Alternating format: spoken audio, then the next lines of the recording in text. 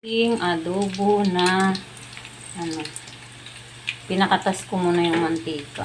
Ayan guys, adobo ko yan ngayon.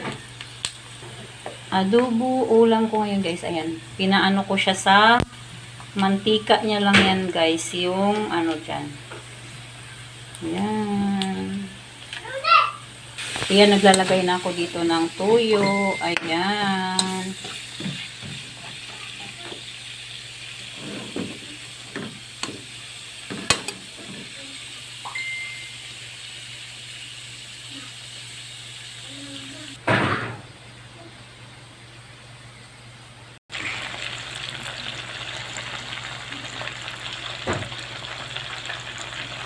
Ayan guys, luto ng aking adobo na may itlog.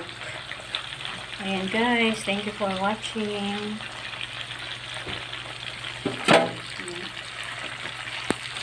Grabe yung mantika niya. Pinatuyo ko siya sa mantika niya.